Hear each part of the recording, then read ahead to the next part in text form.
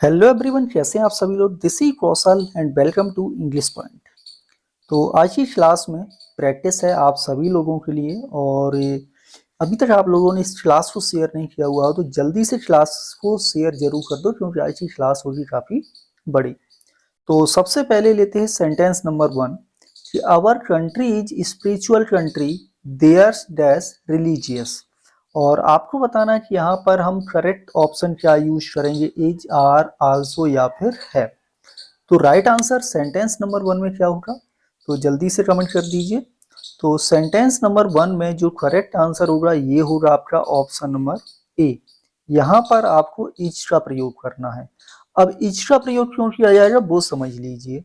पहले सेंटेंस में क्या लिखा हुआ है, our country is spiritual country. हमारा जो देश है वो कैसा है, स्पिरिचुअल कंट्री है। देयर्स का मतलब हुआ होगा देयर कंट्री, यानी कि आपका जो नाउन है यहाँ पर जो कंट्री यूज हो रहा है वो सिंगुलर है, इसलिए यहाँ पर सिंगुलर वर्ब यूज होगी और ऑप्शन ए होगा करेक्ट। नेक्स्ट है सेंटेंस 2। और सेंटेंस नंबर 2 में है यहाँ पर कि our sir teach mathematics English. आपको बताना है अक्रॉस, बिसाइड, बिसाइड से बिसाइड एंड बोथ। क्या राइट आंसर है क्वेश्चन नंबर 2 में। तो यहाँ पर ध्यान से देखेंगे कि हमारे जो सर हैं वो पढ़ाते हैं, क्या पढ़ाते हैं, मैथ्स भी पढ़ाते हैं और इंग्लिश भी पढ़ाते हैं। अब अक्रॉस प्रपोजिशन यहाँ पर यूज नहीं हुआ, क्योंकि अक्रॉस का प्रयोग सरफेस एरिया को क्रॉस करने में किया जाता है। ठीक है। अब आता है आपका बिसाइड्स। बिसाइड्स का मतलब होता है इन एडिशन, यानी के अलावा। और तीसरा ऑप्शन है बिसाइड, इसका मतलब होता है बगल में, यानी कि बाई। और बोथ मतलब होता है दोनों।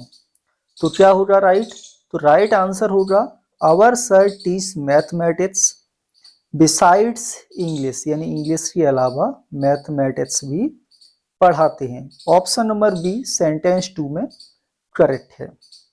नेक्स्ट है sentence 3। Please come the bathroom, out of, over, on या फिर इन।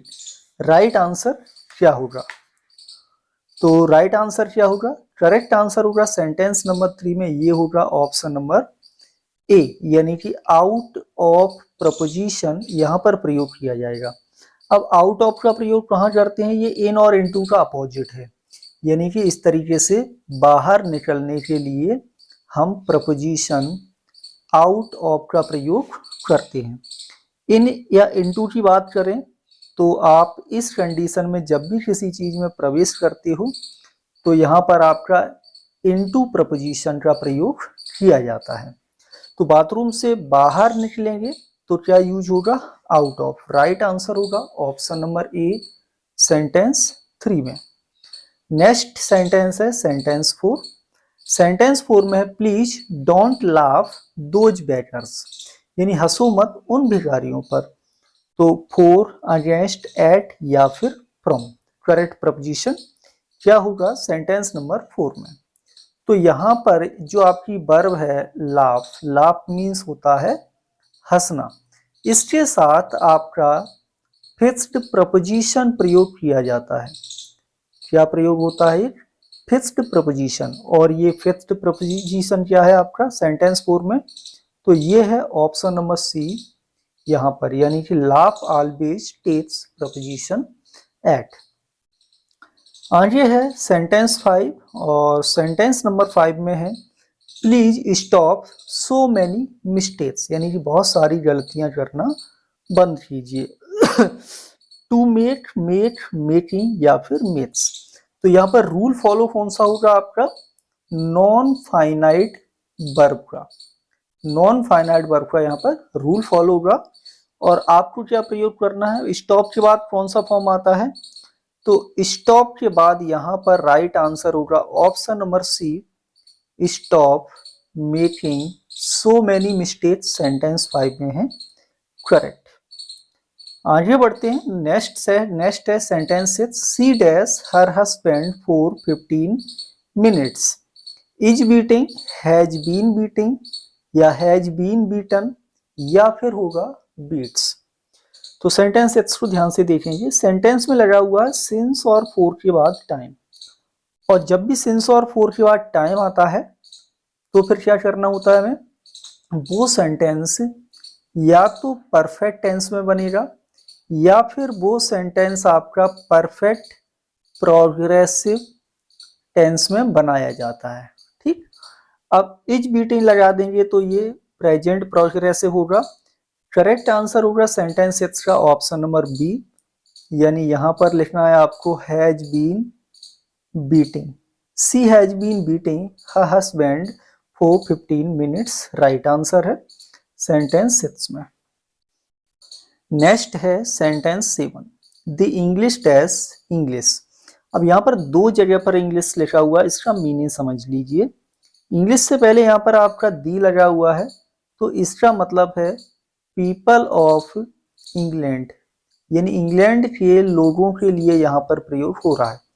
और ये जो दूसरा है, ये इंग्लिश आपका लिखा हुआ है, ये है आपका सब्जेक्ट, यानी सॉरी सब्जेक्ट नहीं, ये है आपकी लैंग्वेज।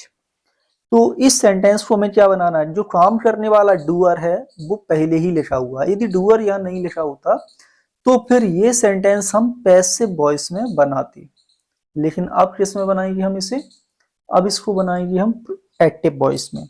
तो राइट आंसर होगा option number A, the English speak English, यानी कि जो इंग्लैंड के लोग हैं वो इंग्लिश बोलते हैं। ऑप्शन नंबर ए सेंटेंस 7 में करेक्ट होगा।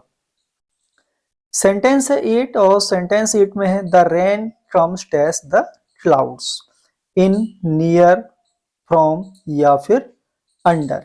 आंसर बताएंगे कि यहाँ पर क्या यूज होगा। अब जो वर्षा है वो आती है, कहाँ से आती है, क्लाउड से आती है। तो ऐसे समझ लो कि जब किसी चीज से या किसी स्थान से किसी का ऑरिजिन होता है, उत्पत्ति होती है, बारिश कहाँ से उत्पन्न होती है, क्लाउड से। मान लो ये क्लाउड है और जब क्लाउड से कोई चीज दूर हो रही है ना, तो इस कंडीशन में मैंने पहले भी बताया हुआ है कि यहाँ पर आपका फ्रॉम प्रपोजिशन प्रयोग किया जाएगा। यहाँ पे होगा राइट आंसर फ्रॉम सेंटेंस 8 में, the rain comes from the clouds, right answer है यहाँ पर। नेक्स्ट है सेंटेंस 8, और सेंटेंस 8 में है the ship dash Robinson arrived on the island, has been broken, having been broken या फिर हैविंग ब्रोकन या फिर होगा हैज ब्रोकन। अब सेंटेंस को देखिए, ये जो सेंटेंस का यहाँ पर स्ट्रक्चर बन रहा है, ये आपका नॉन फाइनाइट वर्ब का ही रूल यहाँ पर फॉलो आपका होगा। कैसे, जो जहाज है वो परफेक्ट पार्टिसिपल का रूल फॉलो करना है आपको। Option number B right answer होगा, और ये पैसिव वॉइस भी लिखा हुआ है, हैविंग बीन ब्रोकन। ठीक है, द शिप जो ब्रोकन कर दिया गया था या हो गया था किसी चीज की वजह से, वो कहां पर आ गया है, वो आ गया है आपका आइलैंड पर। करेक्ट आंसर रहेगा सेंटेंस 9 का ऑप्शन नंबर बी यहाँ पर। नेक्स्ट है सेंटेंस 10, सेंटेंस नंबर 10 में क्या है, the stars counted, stars can counted, can be counted, can not be counted या मस्ट काउंटेड। आंसर बताएंगे सेंटेंस नंबर 10। अब काउंट कौन करेगा, काउंट कोई पर्सन ही करेगा, तो पर्सन यहाँ पर नहीं लिखा हुआ है। सेंटेंस कैसा लिखा है फिर ये आपका, तो सेंटेंस लिखा हुआ है ये पैसिव वॉइस में। ठीक है, अब पैसिव वॉइस में क्या करना है, मॉडल वर्ब जब भी लगी होती है तो इसके बाद बी वर्ब लगाइए, और वर्ब की थर्ड फॉर्म, ये आपका परफेक्ट स्ट्रक्चर बनेगा मॉडल वर्ब के पैसिव वॉइस का। यहाँ पे राइट आंसर है आपका ऑप्शन नंबर बी सी, क्योंकि जो स्टार्स हैं इनको काउंट नहीं किया जा सकता, तो यहाँ पर हो जाएगा the stars can't be counted, sentence 10 yes. Next sentence, sentence 11, three idiots really a watchable movie, यानी जो थ्री इडियट्स है वो वास्तव में ही एक देखने योग्य मूवी है। आर, इज, सुपर्ब या फिर डू। अब इस सेंटेंस में जो रूल फॉलो करना है आपको वो करना है सब्जेक्ट वर्ब एग्रीमेंट वाला। अब इसमें आपने क्या पढ़ा है कि थ्री इडियट्स क्या है, इसका प्रेडिकेट देखो तो ये एक मूवी है और प्रेडिकेट आपका कैसा लिखा हुआ है, सिंगुलर लिखा है, अ वॉचेबल मूवी। तो थ्री इडियट्स भी आपका सिंगुलर ही रहेगा। ऑप्शन नंबर बी होगा सेंटेंस 11 में करेक्ट। नेक्स्ट है सेंटेंस नंबर है 12। सेंटेंस नंबर 12 में है Chirag hardly ever cooks, isn't he doesn't he या फिर डज ही। अब ये सेंटेंस क्या बनेगा, इसको बनाना है आपको क्वेश्चन टैग, ठीक है। अब इस सेंटेंस में देखो ध्यान से, क्वेश्चन टैग का रूल क्या कहता है, तो क्वेश्चन टैग का रूल कहता है यदि सेंटेंस आपका पॉजिटिव हो यानी कि अफर्मेटिव हो तो क्वेश्चन टैग निगेटिव बनाते हैं, और यदि स्टेटमेंट आपका नेगेटिव हो तो क्वेश्चन टैग पॉजिटिव बनाते हैं। यही तो नियम है। अब इस सेंटेंस को हम थोड़ा सा ध्यान से देखेंगे तो हमें यहाँ लगा मिलता है हार्डली। हार्डली का जो सेंस है वो निगेटिव होता है, तो यानी कि ये जो स्टेटमेंट है ये निगेटिव है। अब इसका हमें क्वेश्चन टैग पॉजिटिव बनाना है। चिराग कुक्स, ये आपका क्या लिखा हुआ है, प्रेजेंट इंडेफिनिट टेंस, तो करेक्ट आंसर होगा आपका डज ही। ये होगा राइट आंसर सेंटेंस नंबर 12 में। 13 में क्या है, I don't know the city he lives. यहां पर आपको बताना व्हाट, वेयर, व्हेन या फिर विच में से राइट आंसर क्या यूज होना है। ये सेंटेंस आपका क्या लिखा हुआ है, ये सेंटेंस लिखा हुआ है आपका क्लॉज। और यहां पर ध्यान से देखोगे तो राइट आंसर क्या करना है, यहां पर हम बात कर रहे हैं स्थान की, प्लेस की बात कर रहे हैं, और प्लेस के लिए यहां पर क्या यूज करेंगे हम, ऑप्शन नंबर वी। तो यहां पर आपको लिखना है where, correct answer sentence number 13 में। नेक्स्ट है सेंटेंस नंबर है 14, और सेंटेंस नंबर 14 में है he always stammers in public meetings but his today's speech, यानी कि वह हमेशा पब्लिक मीटिंग्स में क्या करता है, स्टैमर्स यानी कि हकलाता है या फिर वो कॉन्फिडेंस नहीं आता उसे, लेकिन आज की जो स्पीच थी वो was fairly audible to everyone, was not liked by the audience, as not received by the audience, या was surprisingly fluent। बहुत ही सिंपल है, राइट आंसर। अब देखो यहाँ पर जो कंजंक्शन लगा हुआ है बट, इससे पता चलता है कि ये जो दोनों सेंटेंसेज हैं ये एक दूसरे के अपोजिट हैं। अब यहाँ पर क्या है, यहाँ पर है कि पब्लिक मीटिंग्स में स्टैमर्स करता है यानी कि, लेकिन आज की जो स्पीच है वो क्या हुई, वो यहाँ पर ऑप्शन नंबर डी राइट होगा, वज सरप्राइजिंगली फ्लुएंट, यानी कि बहुत ही आश्चर्यजनक कैसी थी, वो फ्लुएंट थी, फ्लुएंट में भी लोगों को आश्चर्यचकित और कर दिया। नेक्स्ट सेंटेंस, सेंटेंस नंबर है 15। 15 में क्या है, we have been in sector 8 Gandhinagar 1997 for, from, about या फिर सिंस। क्या यूज करना है सेंटेंस नंबर 15 में, तो सेंटेंस 15 में ध्यान से देखेंगे तो यहां पर आपका हैव बीन लिखा हुआ है, क्या है, have been, has been, have been के बाद यहां पर टाइम और है आपका, तो अब क्या यूज होना है, या तो सेंटेंस में अब सिंस का प्रयोग किया जाएगा या फिर सेंटेंस में फॉर का प्रयोग किया जाएगा। अब 1997 ये स्टार्टिंग टाइम है, और स्टार्टिंग टाइम है यानी डेफिनेट टाइम है, तो यहां पर हम प्रयोग करेंगे सिंस सेंटेंस नंबर 15 में।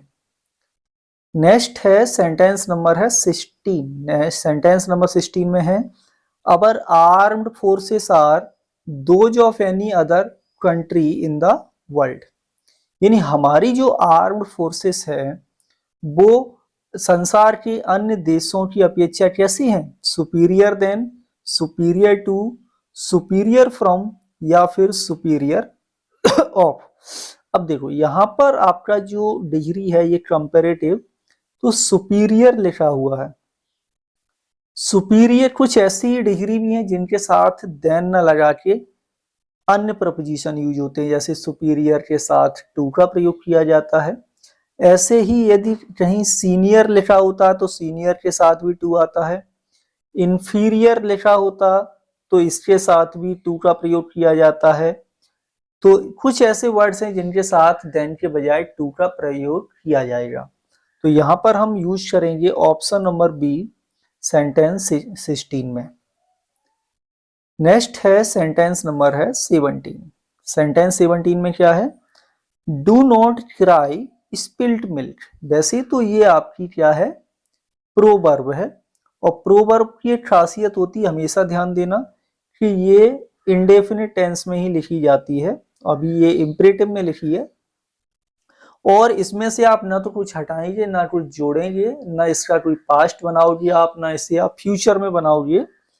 तो do not cry spilled milk में करेक्ट प्रपोजिशन, तो यहाँ पर आपका जो फिक्स्ड प्रपोजिशन होगा वही प्रयोग किया जाएगा, और do not cry over spilled milk आपका राइट आंसर है। ऑप्शन नंबर बी सेंटेंस 17 में करेक्ट है। नेक्स्ट है सेंटेंस नंबर है 18। सेंटेंस 18 में यहां पर है he deserves my thanks for my purse and return it to me without taking anything from it. यानी जो डिजर्व करता है मेरे धन्यवाद को, क्योंकि उसने मेरे पर्स को क्या किया, मेरा पर्स उसे मिला और उसने इसे लौटाया बिना कुछ इसमें से निकाले। अब आंसर देखेंगे क्या यूज होना है। पहली बात तो फोर लगा हुआ है यहाँ पर। अब फोर प्रपोजिशन है तो कंडीशन क्या बनेगी? प्रपोजिशन के बाद आपको क्या यूज करना है? जीरंड का प्रयोग करना है, और जीरंड आपका है ऑप्शन नंबर ए में हैविंग फाउंड करेक्ट आंसर होगा यहाँ पर। ठीक है, प्रपोजिशन के बाद जीरंड का यूज किया जाएगा। तो right answer option number A sentence 18 में। नेक्स्ट सेंटेंस है सेंटेंस नंबर है 19। सॉरी, सेंटेंस नंबर 19 में है the green eyed monster means. ये आपका ईडियम है। क्या है ये? ईडियम यानी कि मुहावरा।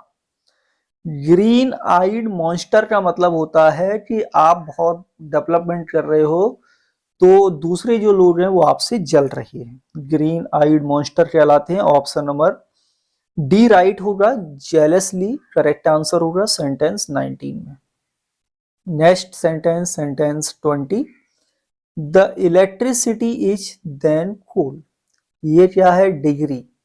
कौन सी degree? Comparative degree. Cheap, too cheap, cheaper या फिर चीपेस्ट। अब देख लो यहाँ पर देन लगा हुआ है तो कौन सी डिग्री बनेगी? तो ये कंपैरेटिव बनेगी। Option number C correct answer है 20 में।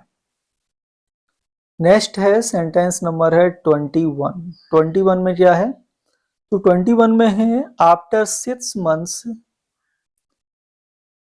6 months you can also speak in English me. यानी 6 महीने में आप भी इंग्लिश बोल सकते हो मेरी तरह, अराउंड, लाइक, विदाउट या फिर अबाउट। राइट आंसर क्या लगाना है? तो यहाँ पर प्रपोजिशन जो करेक्ट यूज होगा आपका ये यूज होगा like. You can also speak in English like me, correct है ऑप्शन नंबर बी। नेक्स्ट है सेंटेंस नंबर 22। 22 में है all the winners dash prizes tomorrow. ये हो गया। Next sentence 23। America dash the powerful president. यहां पर आपको वर्ब फिल करना है, हैव, हैज, इज या फिर डज। कौन सा होगा राइट आंसर? तो अमेरिका क्या है? अमेरिका एक कंट्री का नाम है, और कंट्री का नाम कैसा होता है? कंट्री का नाम होता है आपका सिंगुलर, और सिंगुलर सब्जेक्ट के साथ यूज किया जाता है सिंगुलर वर्ब। तो यहां पर यूज करेंगे option number B has. Next sentence sentence 24। 24 में है Aamir Khan dash new movie next year. Is release, will be release, going to release या विल रिलीज, आंसर बताना है। अब इस सेंटेंस में क्या है? Next year. ये क्या शो कर रहा है? ये शो कर रहा है कि इस सेंटेंस को हमें किस में बनाना है? ये बनाना है फ्यूचर में। लेकिन यहां पर अब आप ध्यान से देखोगे तो क्या यूज करना है आपको? तो फ्यूचर के लिए आपका जो राइट आंसर रहेगा 24 में ये होगा विल रिलीज। नेक्स्ट सेंटेंस 25 और सेंटेंस नंबर 25 में है, आपको प्रपोजिशन फिल करना है कि Angel has been sending English learning videos जुलाई 2014। तो सिंस और फॉर में से या फ्रॉम या इनमें से कौन सा प्रपोजिशन यहाँ पर करेक्ट यूज होगा 25 में। तो 25 में देखेंगे हैज बीन और हैज बीन आपकी वर्ब है, यानी परफेक्ट प्रोग्रेसिव टेंस लिखा हुआ है, साथ ही साथ इसमें टाइम भी लगा हुआ है। और जब टाइम लगा है तो क्या यूज करना होता है हमें, सिंस या फिर फॉर। तो जुलाई 2014 कैसा टाइम है, ये डेफिनेट टाइम है, तो इसके साथ आपको सिंस का प्रयोग करना होगा 25 में। नेक्स्ट है सेंटेंस 26 कि angel is famous English in Jordan, यानी जो एंजल है वो बहुत ही फेमस है, कहाँ किसके लिए फेमस है, इंग्लिश के लिए, कहाँ पर, जॉर्डन में। अब देखो famous takes a fixed preposition, एक फिक्स्ड प्रपोजिशन प्रयोग किया जाता है फेमस के साथ, और फेमस के साथ यूज होता है फॉर। ऑप्शन ए 26 में करेक्ट है। नेक्स्ट है sentence 27, before sometimes the monkey jumped the river. अब आंसर बताना है कि जंप्ड डैश द रिवर में हम क्या प्रयोग करेंगे। अब देखो मान लो ये आपकी रिवर है, ठीक है। अब रिवर में जब भी कोई चीज आएगी और वो अंदर प्रवेश करेगी तो कौन सा प्रपोजिशन यूज होगा, ध्यान से देखो, तो फिर यहाँ पर यूज होगा इनटू। तो इनटू करेक्ट रहेगा ऑप्शन नंबर बी 27 में। हाँ नेक्स्ट है 28, before you give answers sir dash them to us. तो वर्ब फिल करना है sent, will send, had sent या वाज सेंडिंग 28 में।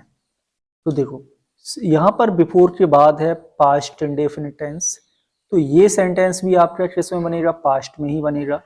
और मैंने कई बार बताया है कि जब भी सेंटेंस में बिफोर या आफ्टर लगा हो तो बिफोर के बाद आता है पास्ट इंडेफिनिट, तो दूसरा टेंस बनता है आपका पास्ट परफेक्ट टेंस में। ऑप्शन राइट होगा ऑप्शन नंबर सी यहाँ पर 28 में। यहाँ लिखना है आपको हैड सेंट। आगे बढ़ते हैं और नेक्स्ट है सेंटेंस 29 में है, board dash not this question in the previous exam. कौन सा टेंस बनेगा, did ask, was ask, does ask या फिर विल आस्क। अब देखो यहाँ लिखा हुआ इन द प्रीवियस एग्जाम, यानी कि पिछले एग्जाम में, तो ये क्या हो गया, ये टाइम हो गया पास्ट का। अब इसे किस में बनाएंगे हम, पास्ट में। तो पास्ट इंडेफिनिट यहाँ पर करेक्ट होगा, board did not ask this question in the previous exam. Option number ए 29 में होगा करेक्ट। नेक्स्ट है सेंटेंस 30। सेंटेंस नंबर 30 में है, Columbus was in search America. तो यानी यहाँ पर आपका एक बनना है प्रपोजिशनल फ्रेज। तो प्रपोजिशनल फ्रेज कौन सा यूज होना है, तो जब भी सेंटेंस में आपको इन सर्च लिखा मिलता है तो इसके बाद फिक्स्ड प्रपोजिशन आता है ऑफ। ऑफ होगा राइट, ये सेंटेंस नंबर 30 में।